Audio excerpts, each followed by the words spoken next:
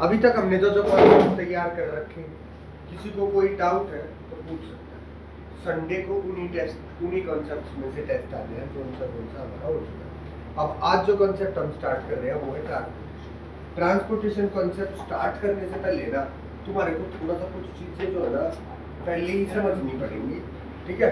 Heart वाला concept है, देखो जो ट्रांसपोर्टेशन है उसकी बात कर रहे हैं हम, तो सीधी सी बात ये है कि हमारी बॉडी के अंदर जितनी भी चीजें ट्रांसपोर्ट हो रही है वही है ट्रांसपोर्टेशन में, है ना। अब दिमाग में जाता है तो हमारी बॉडी में सब कुछ जो ट्रांसपोर्ट हो रहा है वो किसकी हेल्प से हो रहा है? ब्लड की हेल्प से हो रहा है ना। और ब्लड किस चीज में से ट्रेवल कर रहा है? ब्लड की पाइप से हमारी बॉडी के अंदर, है ना, जिनको क्या बोल रहे हैं? बोलते हैं ब्लड वेसल्स, नसें बोलते हैं नॉर्मल लैंग्वेज में, पर सही में क्या है वो ब्लड नस बोल देते हैं।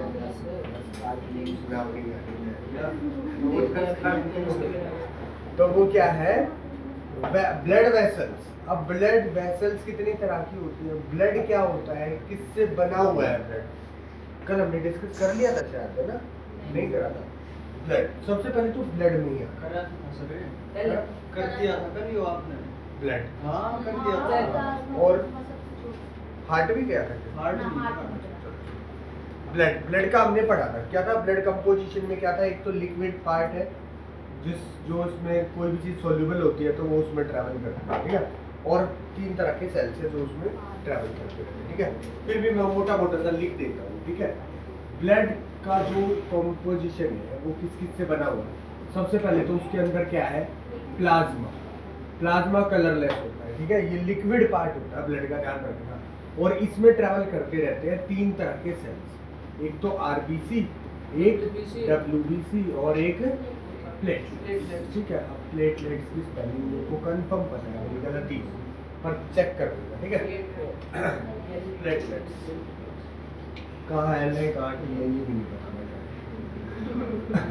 ठीक है। बट फिर भी आरबीसी का काम है ऑक्सीजन को कैरी करना, डब्ल्यूबीसी का काम है एंटीबॉडीज फॉर्म करना और बाहर से आने वाली बीमारी फैलाने वाले कीटाणुओं के साथ फाइट करना, है ना। फाइट डिजीज करके अगेंस्ट फाइट करता है डब्ल्यूबीसी, प्रोटेक्ट करता है हमारी बॉडी को अगेंस्ट द डिजीज। प्लेटलेट्स क्या करता है? ब्लड क्लोटिंग का काम करता है, बाउंस वगैरह हमारी बॉडी में लग जाते हैं तो उनको रिपेयर करता है प्लेटलेट्स। फिर उसके बाद जितनी भी चीजें ट्रांसपोर्ट हो रही है हमारी बॉडी के अंदर, सब कुछ ट्रांसपोर्ट हो रही है प्लाज्मा के थ्रू, ठीक है ना। जैसे न्यूट्रिएंट्स है, हार्मोन्स है, वेस्ट मटेरियल है, CO2 है, सब कुछ प्लाज्मा में फ्लोट करके ट्रांसपोर्ट हो जाता है। स्पेशल ट्रांसपोर्ट करने के लिए एक ही टिश्यू है, एक ही सेल है आरबीसी, जो ऑक्सीजन को ट्रांसपोर्ट करता है, ठीक है। अब बात आ जाएगी ब्लड वेसल्स, ठीक है। ब्लड वेसल्स, ब्लड वेसल्स जो है ना ये कितने तरह की होते हैं? नसें, हमारी ब्लड की जो पाइप्स है वो कितने तरह की? वो 3 तरह की है। एक तो है आर्टरीज, आर्टरीज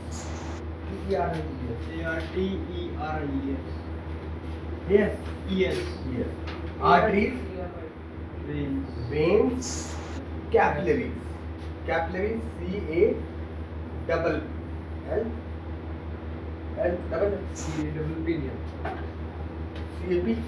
बोलना स्पेलिंग जल्दी बोला। हाँ हाँ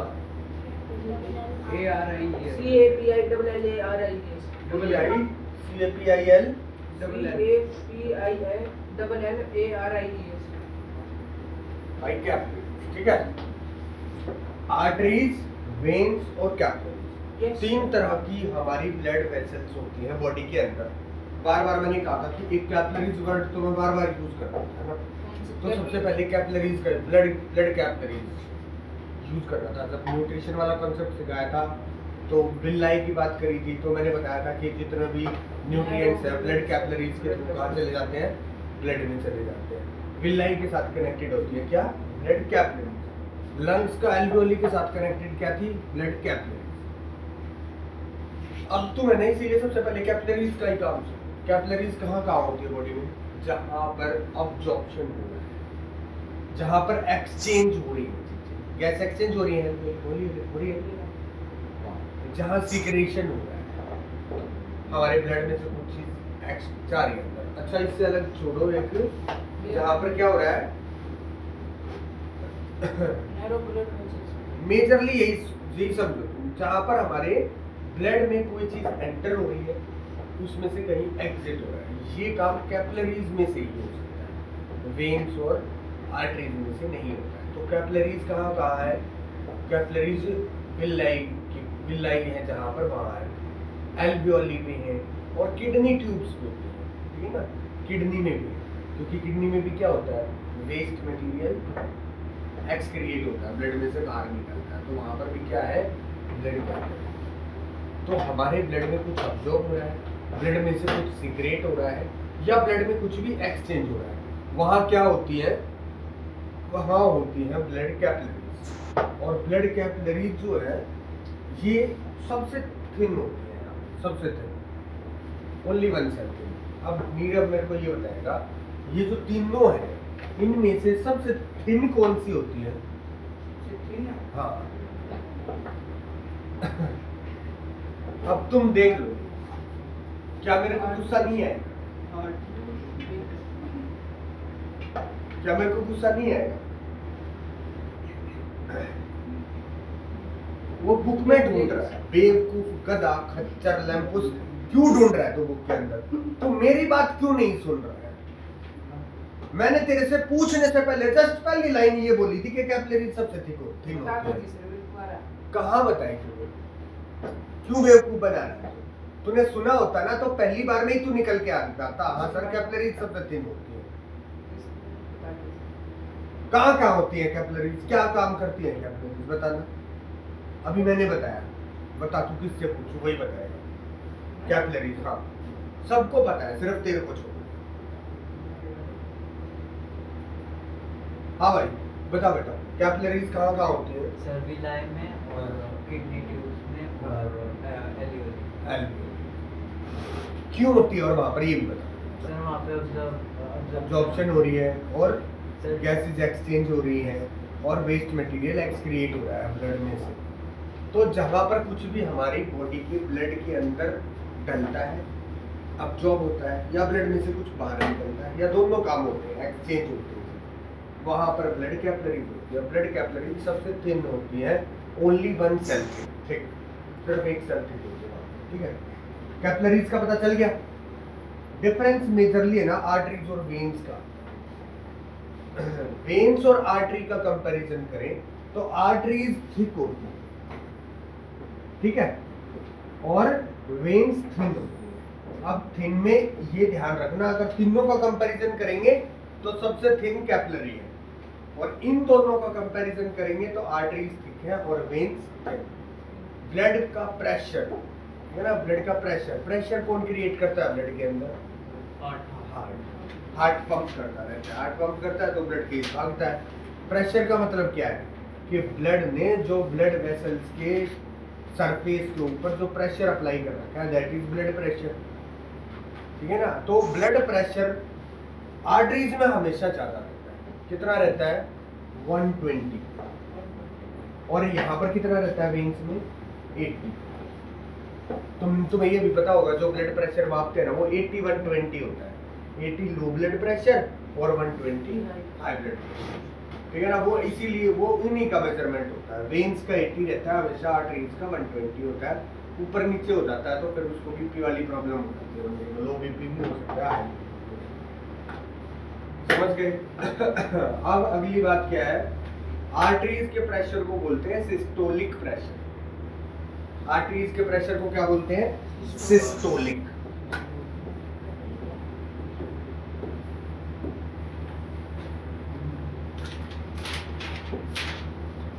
और इसके प्रेशर को बोलते हैं डिस्टोलिक। आर्टरीज का प्रेशर होता है सिस्टोलिक प्रेशर, उसको डिस्टोलिक। बहुत ही आसान से ऐसे डिफरेंस है जिनके लिए तुम्हारे को कभी लर्न करने की जरूरत नहीं पड़ेगी। आर्टरीज थिक होती है, वेन्स थिन होती है। ये इनका प्रेशर 120 होता है, उनका प्रेशर 180 होता है। इसके प्रेशर को सिस्टोलिक प्रेशर बोलते हैं, उसको डिस्टोलिक प्रेशर बोलते हैं। आर्टरीज हमेशा ऑक्सीजनेटेड ब्लड कैरी करती है और वेन्स डीऑक्सीजनेटेड, मतलब कौन सा ब्लड? CO2 वाला, ठीक है, बट CO2 वाला नहीं बोलते हैं यहाँ पर, डीऑक्सीजनेटेड ब्लड बोलते हैं, ठीक है। मैंने ऐसे लिख दिया, पर तुम बेशक तुम लिखना ऑक्सीजनेटेड और डीऑक्सीजनेटेड। ऑक्सीजनेटेड ब्लड कैरी करेंगे और डीऑक्सीजनेटेड ब्लड कैरी करेंगे, ठीक है। ये मेजर से मोटे मोटे 4 डिफरेंस होंगे। 2 नंबर का क्वेश्चन आ गया, 4 डिफरेंस लिखना तुम्हारे 2 नंबर है। वॉल्व्स का भी आगे आएगा। वॉल्व्स का चक्कर है ना तुम्हारे को मैं समझाऊंगा थोड़ा सा, जब आगे हार्ट वाला कॉन्सेप्ट आएगा ना तब। वॉल्व्स का मतलब ही तुम्हारे को वहां समझ में आएगा। वॉल्व्स वेन में वॉल्व्स होते हैं, हार्ट में नहीं होते। लिख लो ये पॉइंट बेशक, वेन्स में वॉल्व्स होती हैं, हार्ट में, आर्टरीज में नहीं होती, ठीक है। अब आगे जब तो आएगा ना कॉन्सेप्ट तब समझ कि क्यों होती है, ठीक है। ये अब हमारा अब तक हमें ना ब्लड का कंपोजिशन और ब्लड वेसल्स कितने तरह की होती हैं ये चीज सीख चुके हैं, ठीक है। अब हम सीखना आएंगे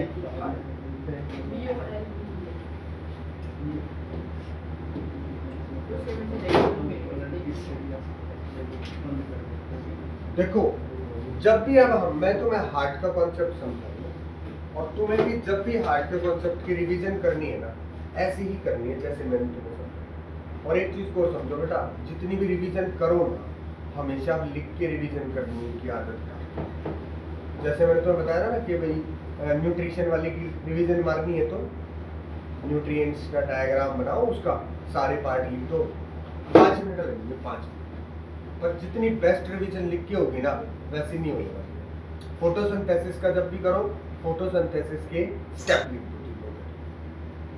रेस्पिरेशन की जब भी रिवीजन करो, रेस्पिरेशन का वो फ्लो चार्ट सा बनाओ रेस्पिरेशन। और ह्यूमन रेस्पिरेटरी सिस्टम में ह्यूमन रेस्पिरेटरी सिस्टम का डायग्राम बनाओ, उसकी लेबलिंग कर दो, वो तो बहुत। हार्ट का जब बनाओगे तो हार्ट का डायग्राम बनाने की मैं तुम्हारे को मतलब यार तुम कुछ समझाओ भाई सर, ये तो ड्राइंग का करवा दो बात। तो हार्ट जब भी बनाना है तुम्हें, तो तुम्हें बनाना पता क्या, पहले तो एक डब्बा बना दो बस।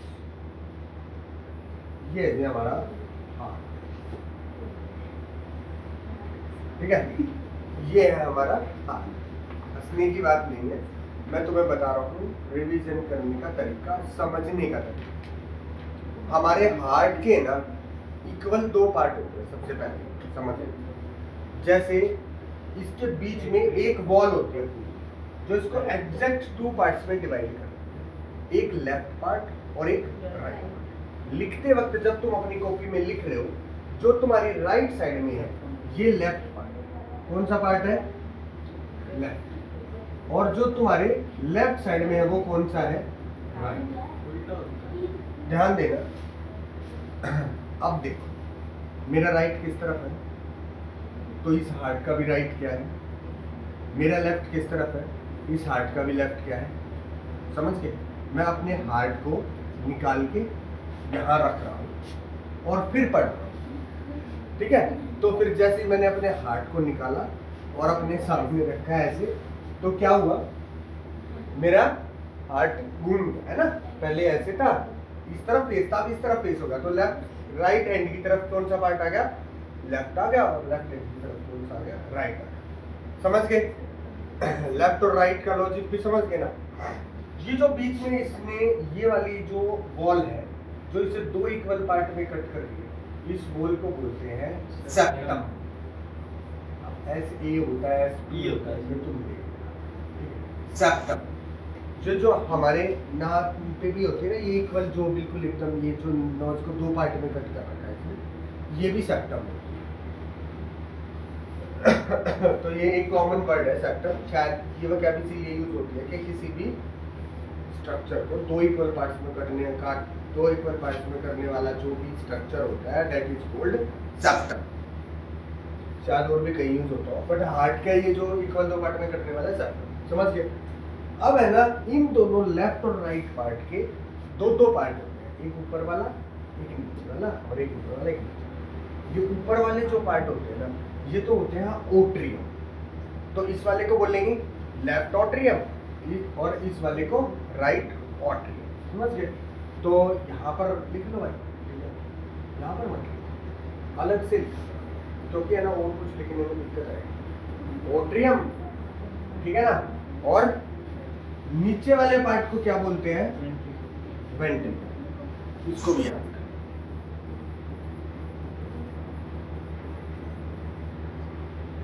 समझ गए? तो अब कैसे बोलोगे?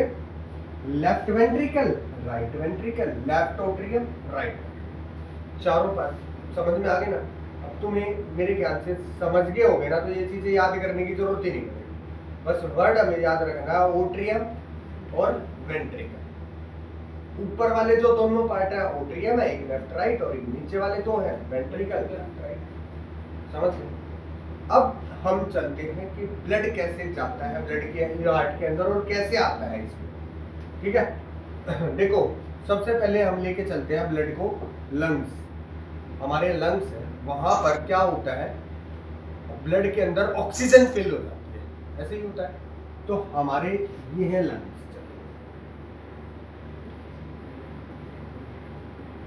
ठीक है बेटा? अब लंग्स में से ऑक्सीजन लेकर के ये आ गया, कौन से पार्ट में आया? इसमें O2 लिख देगा, ठीक है? कौन से वाले पार्ट में आया? लेफ्ट ओट्रियम, ठीक है? और लेफ्ट ओट्रियम से ये वाला ब्लड कहाँ आएगा? Left ventricle. लेफ्ट वेंट्रिकल जो है वो इसे क्या करेगा? फिर पंप करेगा। हार्ट का जो नीचे वाला पार्ट होता है ना बेटा वेंट्रिकल, वो हमेशा पंपिंग करता है नीचे की तरफ से, समझ गए? इसीलिए जो वेंट्रिकल वाला पार्ट होता है ना वो थिक होता है हमेशा। ओट्रियम कोई प्रेशर नहीं क्रिएट कर रहा। प्रेशर कौन क्रिएट कर रहा है? हार्ट में कोई पंप नहीं लगा हुआ। क्या हो रहा है? जैसे बलून होता है ना, बलून के ऊपर से थोड़ा सा मुंह खोल के उसमें पानी भरा और उसको ऐसे दबाएंगे तो पानी प्रेशर से बाहर निकलेगा, है ना? सेम टू सेम ऐसे ही हार्ट जो है ना वो बलून की तरह है, थोड़ा सा थिक बलून, जिसमें अब जैसे ही वो फूलता है ना उसमें ब्लड भर जाता है, और फिर जैसे ही वो नीचे से कॉन्ट्रैक्ट होता है, सेम उसी टाइम पे क्या होती है? यहाँ पे वॉल है, क्या है? वॉल। ये वॉल क्या हो जाएगी? जैसे ही वो उल्टा प्रेशर मारेगा ना, ये वॉल तो बंद हो जाएगी, तो ब्लड यहाँ से नहीं जाएगा। ब्लड कहाँ से जाएगा? एक अलग है यहाँ पे, समझ गए? वॉल ने क्या कर दिया? बैक फ्लो को प्रिवेंट कर दिया। वॉल का यही काम होता है, बैक फ्लो को प्रिवेंट करना। और हार्ट का जो हार्ट में से ऑक्सीजन वाला ब्लड है ये कहाँ गया? यहाँ से निकल गया। अब ऑक्सीजन की रिक्वायरमेंट कहाँ पर है? सभी बॉडी टिश्यूज को है, सभी बॉडी सेल्स को है। तो ये जो सारा का सारा ब्लड है ना, ये कहाँ चला गया भाई? ये चला गया हमारे बॉडी टिश्यूज के पास, समझ गए? तो यहाँ पर है ना हम बॉडी लिख देते हैं, हमारी पूरी बॉडी के पास चला गया, ठीक है? वैसे बॉडी टिश्यूज लिखना पड़ेगा। मैं इनका नाम नहीं बता रहा हूँ तुम्हारे को, नाम थोड़ी देर में बताऊंगा। एक बार पहले पूरा फ्लो चार्ट समझ लो कि कैसे कैसे आगे। फिर बॉडी ने क्या करा? ऑक्सीजन का यूज कर लिया और क्या बना दी? CO2 बना दी, है ना? अब CO2 वाला ब्लड क्या? अब एक बात को समझना, CO2 वाला ब्लड सीधा भी लंग्स के पास जा सकता था ना, क्योंकि जाना तो लंग्स के पास ही है CO2 वाला ब्लड। CO2 वाले ब्लड में से क्या होगा? फिर CO2 को बाहर निकाल लेंगे लंग्स और ऑक्सीजन भर देंगे, यही काम करते हैं ना। बट ऐसा नहीं होगा। क्या होगा? ये जो ब्लड है ना CO2 वाला दोबारा से हार्ट के पास, और हार्ट के कौन से पार्ट में जाएगा? राइट। समझ गए? कौन सा ब्लड है ये? CO2 वाला। और सेम प्रोसीजर होगा, ये नीचे आएगा ओट्रियम से वेंट्रिकल, और फिर वेंट्रिकल में क्या होगा? प्रेशर बनेगा। फिर से ये क्या करेगा? वेंट्रिकल है तो सीधी सी बात है, क्या करेगा? पंपिंग करेगा। तो जैसे ही ये पंप करेगा, फिर ये ब्लड जो है ना कहाँ जाएगा? लंग्स में। कौन सा ब्लड है ये? अब तुम मैकेनिज्म को समझे ना, हार्ट के पास से कैसे ब्लड आ रहा है और कैसे जा रहा है। फिर से बता देता हूँ। CO2 वाला ब्लड हार्ट में क्यों जा रहा है?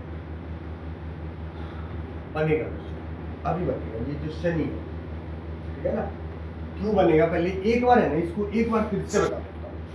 सबसे पहले ऑक्सीजन वाला ब्लड लंग्स से बाहर आएगा, कहाँ जाएगा? सीधा हार्ट के पास जाएगा। हार्ट उसे क्या करेगा? पंपिंग करेगा। पंपिंग करके कहाँ भेजेगा? सारे बॉडी टिश्यूज के पास भेजेगा, पूरे बॉडी टिश्यूज के पास। सारे बॉडी टिश्यूज, सारे बॉडी सेल्स क्या करते हैं? रेस्पिरेशन प्रोसेस करते हैं, जहाँ पर ऑक्सीजन को यूज कर लेते हैं, CO2 जनरेट कर देते हैं। फिर ये CO2 वाला ब्लड, CO2 वाला ब्लड कहाँ जाएगा? हार्ट के राइट पार्ट में आएगा। राइट पार्ट में राइट ऑट्रियम से राइट वेंट्रिकल पे जाएगा। यहाँ पर भी वॉल है, ठीक है ना? यहाँ पर भी एक वॉल है। वॉल का क्या काम है कि इधर से आएगा तो ओपन हो जाएगा, और जैसे ही पंप करेगा तो क्लोज हो जाएगा, बैक फ्लो नहीं जाने देगा यहीं से। फिर जैसे ही पंप करेगा तो ब्लड यहाँ से स्लो, और कहाँ से कहाँ पर चला जाएगा? लंग्स के पास दोबारा से चला जाएगा। हम बहुत सारे ऑर्गेनिज्म होते हैं जहाँ पर 2 चैम्बर्ड हार्ट है, और 2 चैम्बर्ड हार्ट में ना पता है क्या होता है? सेम यही होता है, ये इतना पार्ट होता ही नहीं। ये जो है ना, यहाँ से आएगा, यहाँ से, और फिर सीधा दोबारा से। ऐसा है ना टेरेस्ट्रियल ऑर्गेनिजम्स में, इसीलिए होता है क्योंकि हमारी बॉडी में ना ऑक्सीजन रिक्वायरमेंट बहुत हाई है, और हमारी ऑक्सीजन रिक्वायरमेंट को कंप्लीट फिल करने के लिए हमारे हार्ट में 4 चैम्बर्ड हार्ट होता है, जिसके 2 फायदे हैं। एक तो CO2 और O2 ब्लड मिक्स नहीं रहता, सेपरेट है, और दूसरा double circulation system. Double circulation system मतलब एक साइकिल में 2 बार पंप हो रही है ना। लंग्स से क्या निकला था? हार्ट चला था, दोबारा लंग्स के पास जाने से पहले उसकी पंपिंग कितनी बार हो गई? 2 बार। इसीलिए हमारे ब्लड सर्कुलेशन सिस्टम को ना डबल सर्कुलेशन सिस्टम, जो क्यों जरूरी है? हमारी बॉडी की ऑक्सीजन रिक्वायरमेंट फुलफिल करने के लिए। पता लगा ये दोनों 2 बार क्यों? CO2 वाला ऑक्सीजन रिक्वायरमेंट कैसे? CO2 वाला नहीं करता बेटा, बट अगर ये ऐसा होता है ना कि इस सर्कल में 2 बार पंपिंग हो जाती है, तो हार्ट का जो ब्लड है ना, उसकी ट्रैवल करने की जो बहुत ही फास्ट हो जाता है। एक ही बार में अगर पंपिंग से, एक ही पंपिंग से चलता, यहाँ से ये ब्लड बॉडी में आता, और बॉडी में फिर से, बॉडी से दोबारा से सीधा लंग्स के पास जाता, तो इस सर्कल में है ना, इतना ये एक बार का जो पंपिंग है ना, ये सफिशिएंट नहीं रहता, इतना फास्ट काम नहीं करता। 2 बार पंपिंग में ऐसा क्यों हो रहा है?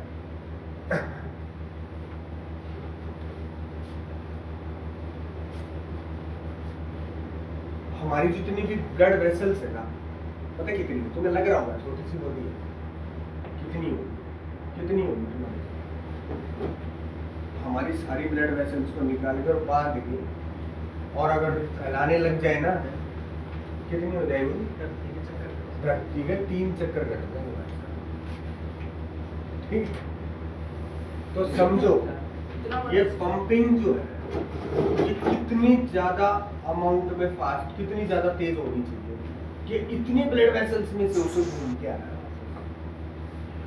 समझ रहे हो? तो इसलिए यहाँ पर double circulation system, double pumping system है। यहाँ से दोबारा से पंप होने के बाद फिर से लंग्स के पास जाएगा, तो बहुत फास्ट ब्लड चलेगा।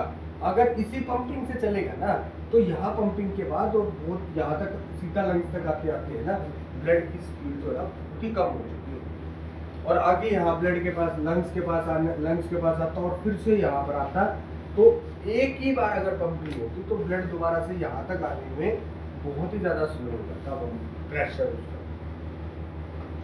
तो इसलिए डबल सर्कुलेशन सिस्टम।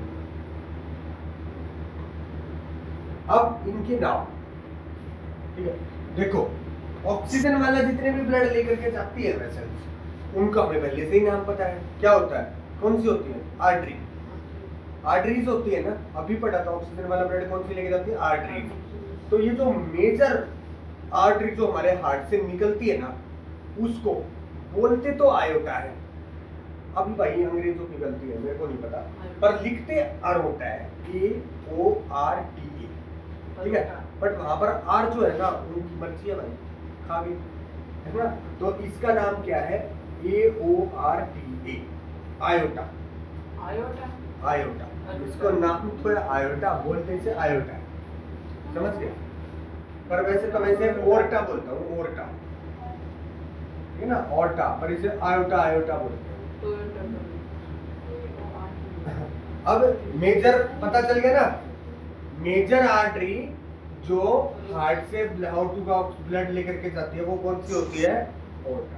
अच्छा, जितनी भी डीऑक्सीजनेटेड ब्लड लेकर के जाती है वो कौन सी होती है, वेन्स। अभी पढ़ा था, वेन्स होती है ना। जो मेजर वेन जो हार्ट के पास ब्लड को लेकर के आई उसका नाम है बेटा वेना कावा। नाम मिलते जुलते हैं, ध्यान रह जाएंगे तुम्हारे, ऐसी बात नहीं है, वेना कावा। समझ गए, मेजर ऑक्सीजन वाली ऑर्टा और मेजर डीऑक्सीजनेटेड वाली वेना कावा। अब है ना, इनमें ध्यान रखना, यहाँ पर भी वैसे याद रह जाएगी, ऐसी बात नहीं। देखो ध्यान रखना, CO2 वाली जितनी भी लेकर के जाती है ब्लड को वो कौन सी होती है, वेन होती है, पर सिर्फ इस एक को छोड़। ये एक ऐसी है जो डीऑक्सीजनेटेड ब्लड लेकर के जाती है बट है आर्टरी, इसीलिए इसका नाम पता है क्या है, पल्मोनरी आर्टरी।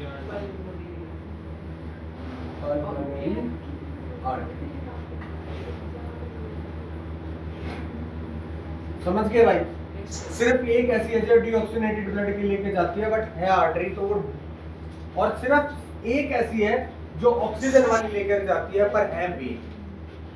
ये दो एक्सेप्शन केस है और इसका नाम है पल्मोनरी वेन।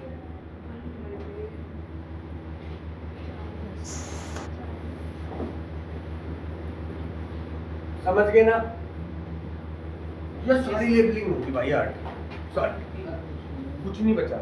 अब यहाँ पर है ना, मेरी बात सुनना, जो वेन होती है ना बेटा, वेन, क्योंकि वेन में है ना प्रेशर कम हो जाता है, ध्यान रखना।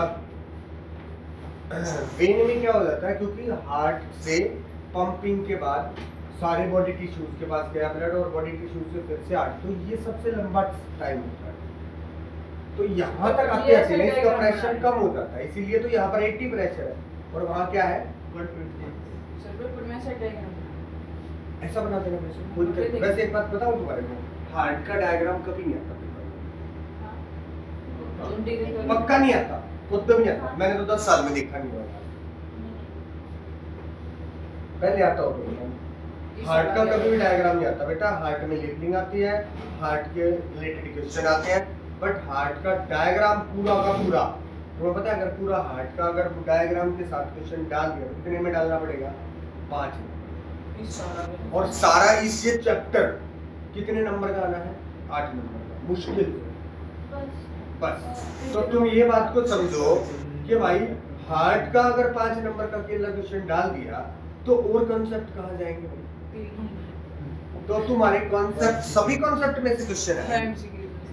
डायग्राम जो आ सकते हैं ना वो मैं तुम्हारे को बताऊंगा, जैसे मैंने तुम्हारे को ह्यूमन डाइजेस्टिव सिस्टम वाला डायग्राम बनवा कह रहा हूँ, बना के प्रैक्टिस करो, वो आएगा थोड़ा ना, डायग्राम नहीं आएगा कभी भी। डायग्राम बनाने का बेटा एक ये यहाँ पर ये चीज मैं क्यों बना रहा हूँ, मैंने यहाँ डायग्राम इसलिए नहीं बोला क्योंकि डायग्राम में बेटा यहाँ पर क्या होता, थोड़ा सा डायग्राम बनाने में ही हमारी ड्राइंग सीखनी पड़ती है हमारे को, बट ह्यूमन डाइजेस्टिव सिस्टम वाला डायग्राम इतना टफ है नहीं, वो तो नॉर्मल बनाना है हमारे को, एक पाइप सी बनानी है, वही घुमानी है चारों तरफ, तो वो बना के हमारी प्रैक्टिस किस चीज की हो रही है, सिर्फ लेबलिंग हो रही है भाई, ये चीज है, यहाँ पर ये है, यहाँ पर ये है, यहाँ पर ये है। यहाँ हमारे को डायग्राम बनाने की जरूरत है नहीं, हमारे डबल सर्कुलेशन सिस्टम, हाँ क्वेश्चन आ सकता है डबल सर्कुलेशन सिस्टम, वहाँ ये बना दो, बिल्कुल भी हार्ट बनाने की जरूरत है, और बता दो कि 2 बार पंपिंग होगी, वही हार्ट हमारी बुक में लिखा हुआ, पढ़ के दिखाऊंगा तुम्हारे प्रॉपर लैंग्वेज में, 2 बार पंपिंग होती है एक सर्कल में, एक साइकिल में, सो इसीलिए so it is called double circulation system. Double circulation system का क्वेश्चन आता है, तो बना भी रफली कितनी मिनट लगेगी, 5 मिनट भी नहीं होंगे बनाने में, ये तो मैं समझा के बना रहा हूँ, तो तुम्हें टाइम लग रहा है। कुछ और डाउट हो इस कॉन्सेप्ट में, वैसे तो ऐसी बात नहीं है, मेरे को लग नहीं रहा है कुछ दिक्कत।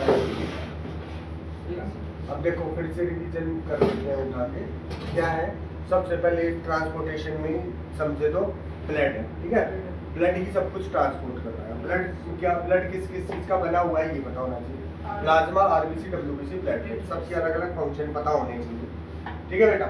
आगे सुन लो, ब्लड वेसल्स, ब्लड किस कैसे ट्रैवल करता है बॉडी के अंदर? ब्लड वेसल्स, ब्लड पाइप्स के अंदर, ब्लड वेसल्स के अंदर ट्रैवल करता है। ये कितने तरह की होती है? 3 तरह की होती है, आर्टरी, वेन्स और कैपिलरीज। कैपिलरीज कहाँ कहाँ होते हैं? जहाँ जहाँ पर ब्लड में से कुछ भी एब्जॉर्ब हो रहा है, ब्लड में से कुछ सीक्रेट हो रहा है या ब्लड में कुछ भी एक्सचेंज हो रहा है, वहाँ पर कैपिलरीज होती है। समझ गए? जैसे विलाई में होती है, एल्वेओली में और किडनी, जहाँ पर फिल्ट्रेशन हो रही है ब्लड की, वहाँ पर सब क्या होती है? कैपिलरीज। अब इससे आगे फिर हमारा आ जाएगा पंपिंग सिस्टम। हमारा ब्लड क्यों भाग रहा है ब्लड वेसल से? वहाँ पर एक पंपिंग सिस्टम है जिसे बोलते हैं हम हार्ट। हार्ट के सारे पार्ट कैसे होते हैं? हार्ट ये है, ये मेजर दो पार्ट है इसके, लेफ्ट और राइट। 4 चैप्टर है, 2 ऊपर वाले, नीचे वाले। ऊपर वाले दोनों पार्ट एट्रियम होते हैं, नीचे वाले दोनों पार्ट वेंट्रिकल होते हैं। Left ventricle, right ventricle, left atrium, right atrium. Heart का लेफ्ट वाला पार्ट ऑक्सीजन वाला ब्लड कैरी करता है, राइट वाला पार्ट डीऑक्सीजनेटेड ब्लड कैरी करता है। नीचे वाला पार्ट थिक होता है, ऊपर वाला थिन। इनकी वॉल्व्स का भी कुछ नाम होता है, bicuspid valve, tricuspid valves, but है ना हमारे एनसीईआरटी में नहीं है। दोबारा करेंगे जब एक्स्ट्रा चीजें बताऊंगा मैं तुम्हारे को, फिर दोबारा करेंगे ना कभी चैप्टर में, तो थोड़ी एक्स्ट्रा चीजें जब डालेंगे। अभी एनसीईआरटी का जितना है ना उतना पढ़ेंगे, कई बार पढ़ने पड़ेंगे चैप्टर। तो इसका ब्लड सर्कुलेशन सिस्टम को समझ लो। लंग से ब्लड आया ऑक्सीजन वाला पल्मोनरी वेन के थ्रू, हार्ट के लेफ्ट पार्ट ऑक्सीजनेटेड ब्लड आएगा लेफ्ट पार्ट में। एट्रियम से गया वेंट्रिकल के पास, कौन से ventricle? Left ventricle. Left ventricle ने पंपिंग किया, ब्लड गया बॉडी टिश्यूज के पास, किसके थ्रू? ओर्टा के थ्रू। फिर बॉडी टिश्यूज से ब्लड आया राइट पार्ट में, वीना कवा के थ्रू, राइट एट्रियम में। राइट एट्रियम से वेंट्रिकल में गया, राइट वेंट्रिकल में पंपिंग किया, और फिर ये पल्मोनरी आर्टरी के थ्रू दोबारा से लंग्स के पास चला गया। इस तरह से हम देख रहे हैं कि हमारा ब्लड का जो पंपिंग हो रहा है वो एक साइकिल में 2 बार हो रहा है। So this blood circulation system is called double blood circulation system. समझ गए? ये सारा हमारा हार्ट का कॉन्सेप्ट था बेटा, ट्रांसपोर्टेशन का कॉन्सेप्ट। और बड़ी बात नहीं है, बहुत आराम से तुम समझ जाओगे अगर तुम उसको करोगे।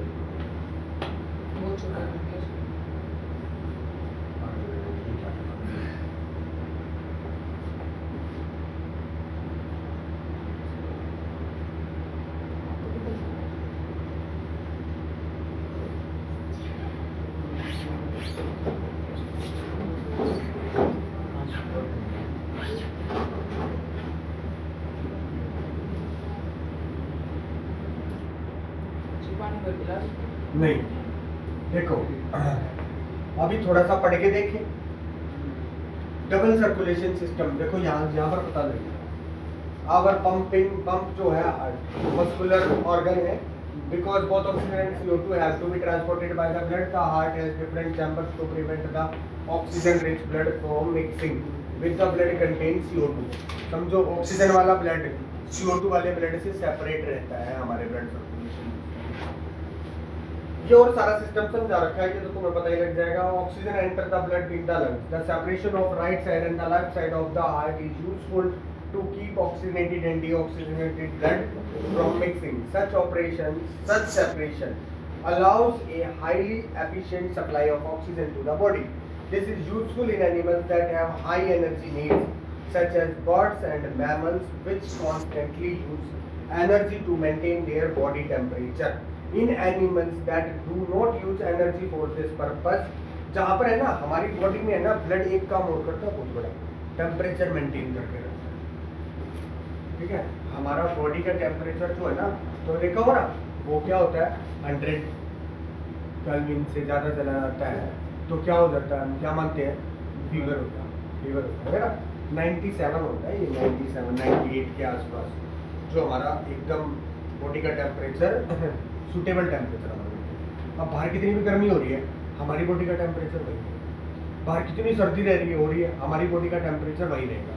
तो ये जो ब्लड है ना हमारा, ये ब्लड क्या करता है, वार्म ब्लडेड मानते हैं हम अपने इस तरह के ऑर्गेनिजम्स को, और जिनका खुद का टेम्परेचर ये मेंटेन नहीं रखता ना, हार्ट में ब्लड मेंटेन नहीं रखता, उन्हें कोल्ड ब्लडेड बोलते हैं organism.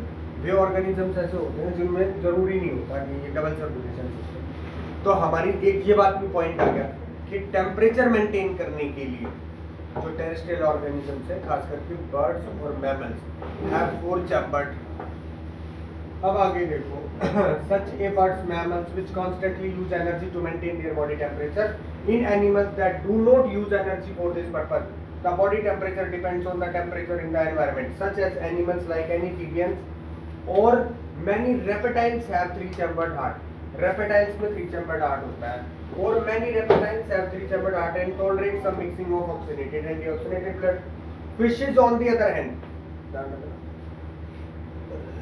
fishes on the other hand have only 2-chambered to their heart, and the blood is pumped to the gills, is oxygenated there and passes directly to the rest of the body. Thus the blood goes only once through the heart in the fish during one cycle of the passage through the body. On the other hand, it goes through the heart twice during each cycle of other vertebrates. This is known as double circulation system. Fish में वो होता है 2-chambered heart होता है, rail को छोड़, और heart जो रेप्टाइल्स होते हैं उनमें 3-chambered हार्ट होता है, क्रोकोडाइल को छोड़। क्रोकोडाइल ये डबल, ये ब्लड सर्कुलेशन, क्या है भाई, ब्लड प्रेशर मापने वाली मशीन का नाम देखो क्या है, मेरे को तो आज तक ये पढ़ना ही है, स्फाइगमोमेनोमीटर। ठीक है ना, तुम्हें और अच्छे से पढ़ने आ रहे तो तुम पढ़ लेना। ठीक है, ब्लड प्रेशर जो इससे मापते हैं ना, उस मशीन का नाम क्या होता है, स्फाइगमोमेनोमीटर। स्फाइगमोमेनोमीटर, मोमेनोमीटर, स्फाइगमोमेनोमीटर, स्फाइगमोमेनोमीटर। यहाँ पर हमारा हाई ब्लड प्रेशर 120 होता है और लो ब्लड प्रेशर 80। ये वाली चीज मैंने तुम्हें बताई दी थी, ट्यूब्स, जितनी भी हमारी ब्लड ट्यूब्स हैं वो कौन सी होती हैं, तीनों की तीनों का मैंने अभी जिक्र कर दिया था। जिनका जिक्र मैंने पहले इसीलिए किया बेटा क्योंकि वो चीजें हमने पहले सीख ली, तो हार्ट का कंसेप्ट समझने में हमारे को आसानी होती है। पहले हार्ट करते, बाद में आर्टरी वेन्स का पता चलता, तो हार्ट के कंसेप्ट समझ में नहीं आता। तो ये ब्लड ट्यूब्स जो है ना, ब्लड वेसल्स, यही है, आर्टरी, वेन्स और कैपिलरीज। फिर मेंटेनेंस ऑफ प्लेटलेट्स, प्लेटलेट्स यही है, कहीं से भी ये ट्यूब लीक हो जाएगी, मान लो ब्लड वेसल लीक हो गई, कहीं से कटे हुई, तो वहाँ तो गड़बड़ हो जाएगी ना, पाइप सारा पानी ब्लड उधर से निकलता रहेगा, और ब्लड ज़्यादा निकल गया तो हार्ट क्या कर देगा, खाली पंपिंग कर देगा, ब्लड नहीं होगा वहाँ पर, तो खाली पंपिंग में क्या हो सकता है, दिक्कत हो सकती है, हार्ट फेल हो सकता है। कोई भी इंसान होता है ना, वो ऐसे ही तो क्या करता है, कुछ नस नस काट के मर जाते हैं, क्या होता है, वेंट्रिकुलर सिस्टोल का, वेंट्रिकुलर सिस्टोल, अरे ये भाई है जो सिस्टोलिक प्रेशर होते हैं इसको, और एक डिस्टोलिक प्रेशर होता है, समझ गया, देखिए ना, called systolic pressure and pressure is artery during ventricular, ventricular, वो वेंट्रिकुलर सिस्टोल क्या, देख, the pressure of the blood inside the artery during ventricle systole contraction, मतलब वेंट्रिकल जो होते हैं ना, वो जब क्या हो रहे हैं, कॉन्ट्रैक्ट हो रहे हैं पंपिंग के लिए, तो वो वाला जो प्रेशर क्रिएट हो रहा है आर्टरीज के अंदर, उसी से तो हो रहा है, वो वाला प्रेशर, इसको वेंट्रिकुलर सिस्टोल का मतलब ये है जब वेंट्रिकल क्या हो रही है, हार्ट का वेंट्रिकल पार्ट क्या हो रहा है, कॉन्ट्रैक्ट हो रहा है, that is called ventricle systole. और जब वेंट्रिकल पार्ट क्या हो रहा है, रिलैक्स हो रहा है, उसको क्या बोलते हैं, वेंट्रिकल डिस्टोल। इसीलिए है ना, आर्टरी वाले प्रेशर को क्या बोलते हैं, सिस्टोलिक प्रेशर। उस टाइम पे क्रिएट होता है जब हार्ट क्या हो रहा है, कॉन्ट्रैक्ट हो रहा है, और जब हार्ट रिलैक्स हो रहा है तो उसे क्या बोलते हैं, वेंट्रिकल डिस्टोल। तो इसीलिए जो वेन वाला प्रेशर है उसे हम क्या बोलते हैं, डिस्टोलिक प्रेशर। समझ में आया, लिखा हुआ है क्लियरली समझ में आया। Ventricular systole means contraction, contraction लिख रही है ना, is called the systolic pressure, and pressure in artery during ventricle dystole means relaxation। Ventricle ही तो प्रेशर क्रिएट कर रहा है, तो वेंट्रिकल जब ऐसे कॉन्ट्रैक्ट हो रहा है, एकदम हार्ट का नीचे वाला पार्ट एकदम से ऐसे बिट गया, एकदम से कॉन्ट्रैक्ट हो रहा है, तो हार्ट का बहुत आगे से भागेगा तेज है ना, तो जो प्रेशर क्रिएट हो रहा है वो कौन सा है, सिस्टोलिक प्रेशर, क्योंकि ये वेंट्रिकल सिस्टोल के टाइम पे क्रिएट हो रहा है। और फिर जैसे ही उसने हार्ट को ऐसे किया तो उस टाइम पे लो प्रेशर क्रिएट हो गया, है ना। तो लो प्रेशर जब क्रिएट हुआ है तो वो कौन सा है, डिस्टोलिक प्रेशर। तो उसे कौन सा बोलेंगे, वेंट्रिकल डिस्टोल। समझा, यही है। अब लिम्फ वाला कॉन्सेप्ट जो पिछले साल भी तुमने पढ़ा था भाई, कौन सा? लिम्फेटिक सिस्टम क्या होता है, ब्लड की तरह ही हमारी बॉडी के अंदर एक और सिस्टम और एक और सर्कुलेट एक और फ्लूइड होता है, उसका नाम है लिम्फ। दिखता ही नहीं भाई, पता तो लगता ही नहीं। एलोपैथिक साइंस को तो पता ही नहीं था, आयुर्वेद ने तो बहुत पहले बता दिया था, कहते थे ये बेवकूफ है, डीएनसी ने पता ही नहीं है। और अब जाकर के उन्हें पता लगा भाई लिम्फ एक और ब्लड होता है, एक और फ्लूइड होता है हमारी बॉडी के अंदर। और वो क्या काम करता है, एक तो वो है ना सर्कुलर सिस्टम में नहीं चलता, वो किस में चलता है, यूनिडायरेक्शनल, एक ही डायरेक्शन में फ्लो करता है। बनता कहाँ है, एक्स्ट्रा सेलुलर फ्लूइड बोलते हैं उन्हें उसे। वो हमारी बॉडी में है ना, जितने भी डेड टिश्यूज, डेड सेल्स मर जाते हैं, मरने के बाद क्या होता है, वो खा जाता है कौन था वो, लाइसोसोम है ना। लाइसोसोम्स के केमिकल्स क्या कर रहे थे, खुद के सेल को डाल देते हैं, तो लाइसोसोम्स तो कहीं जाएंगे है ना। कुछ फ्रेगमेंट्स बच भी जाते हैं उनके। तो वो जो चीजें है ना बॉडी में इन्फेक्शन ना फैलाती, तो वो कहाँ जाएंगे, पहले तो वो ब्लड में ही चली जानी चाहिए, सीधी बात तो ये है। बट बेटा वे जो डेड फ्रेगमेंट्स होते हैं ना, वे थोड़े बड़े होते हैं, और जो कैपिलरीज के पोर्स होते हैं ना, वो बहुत फाइन होते हैं। इस वजह से है ना वो उसमें एंटर नहीं हो पाते, ब्लड में एंटर नहीं हो पाएंगे तो कहाँ जाएंगे, बॉडी में ही पड़े रहेंगे। और बॉडी में पड़े रहेंगे डेड फ्रेगमेंट्स, तो क्या होगा, इन्फेक्शंस हो जाएंगे, बॉडी डिजीज फैलना स्टार्ट हो जाएगा, बीमारी हो जाएगी। तो उनसे ना एक फ्लूइड बन जाता है जिसे बोलते हैं लिम्फ। और वो लिम्फ है ना फिर लिम्फेटिक वेसल्स में एंटर कर जाता है। हमारी बॉडी में ब्लड वेसल्स से अलग अलग टाइप के कुछ और वेसल्स होती है जिन्हें बोलते हैं लिम्फेटिक वेसल्स। और वो वेसल्स में एंटर होकर के वो कहाँ जाता है, वो आगे हार्ट की तरफ बढ़ना स्टार्ट होता है। बीच में आती है लिम्फ नोड्स, जिसमें होता है लिम्फोसाइट, एक केमिकल होता है। वो क्या करता है, सबसे पहले उसे डिसइंफेक्ट करता है, क्योंकि वो इन्फेक्टेड मटेरियल है, ब्लड में जाएगा तो ब्लड को भी खराब कर देगा। तो लिम्फेटिक नोड्स के अंदर जो लिम्फोसाइट है वो उसे डिसइंफेक्ट कर देता है। फिर उसके बाद वो कहा जाता है हार्ट की तरफ जाता है, और हार्ट की जो बड़ी वेसल्स है ना, कौन सी, वेना कावा और आर्टरी, उनमें जाकर के ड्रेन आउट होता है। तो वो किस तरफ से जाता है, एक ही डायरेक्शन में फ्लो करता है, किस तरफ से, बॉडी टिश्यूज से हार्ट की तरफ। हार्ट देखो ब्लड क्या है, ब्लड क्या है, सर्कुलेशन सिस्टम, घूमता रहता है ना। बट लिम्फ क्या है, यूनिडायरेक्शनल, बॉडी टिश्यूज से, सारे बॉडी टिश्यूज से कहाँ चल जा रहा है, हार्ट की तरफ बढ़ रहा है। और फाइनली हार्ट के पास जो बड़ी वेसल्स है उनमें ड्रेन आउट हो गया। तो सबसे पहला काम लिम्फ का क्या है, डिसइंफेक्ट करना, हमारी बॉडी को डिजीज से प्रोटेक्ट करना। अच्छा, दूसरा काम क्या है, न्यूट्रिशन में भी हेल्प करता है। न्यूट्रिशन मतलब जो हमने देखो, जो क्या किया था, हमने खाना खाया था, खाना खाने के बाद ब्लड में से क्या क्या निकला था, फैट से फैटी एसिड, प्रोटीन से अमीनो एसिड, और ग्लूकोज बना था कार्बोहाइड्रेट से, सारा कहाँ चला गया, ब्लड के अंदर विलाई के थ्रू। कुछ बिग फैट और बिग प्रोटीन मॉलिक्यूल्स होते हैं ना बेटा, वे ब्लड कैपिलरी से एंटर नहीं हो पाते, वही सीन बनता है वेस्ट वाला। क्या होता है, वो क्या ब्लड कैपिलरीज के जो पोर्स होते हैं वो बहुत फाइन है, वो एंटर नहीं हो पाएगा वहाँ पर।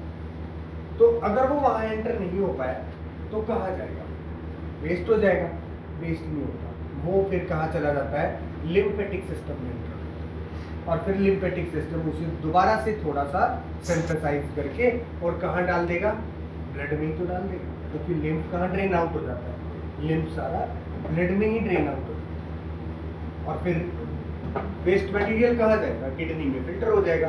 पर किडनी तो सिर्फ ब्लड को फिल्टर करती है, लिम्फ को फिल्टर नहीं करती। तो जितना भी वेस्ट है, जितने भी न्यूट्रिएंट्स हैं जो अब्जॉर्ब करता है लिम्फ, वो सब लिम्फ कैपिलरीज के थ्रू वो कहाँ जाते हैं, फाइनली लिम्फ में ड्रेन आउट हो जाते हैं। इसमें हार्ट में की ब्लड सर्कुलेशन सिस्टम में ड्रेन आउट हो जाते हैं। बट यहाँ पर बात समझना, लिम्फ के फंक्शन आ जाते हैं कई बार। लिम्फ के दो फंक्शन है मोटे मोटे, बॉडी को डिसइंफेक्ट करना और दूसरा न्यूट्रिशन में। ठीक है ना। आज के लिए ट्रांसपोर्टेशन सिस्टम बहुत हो गया मेरे ख्याल से, बड़ा कॉन्सेप्ट। अगर तुम्हें समझ में आया है ना बेटा, तो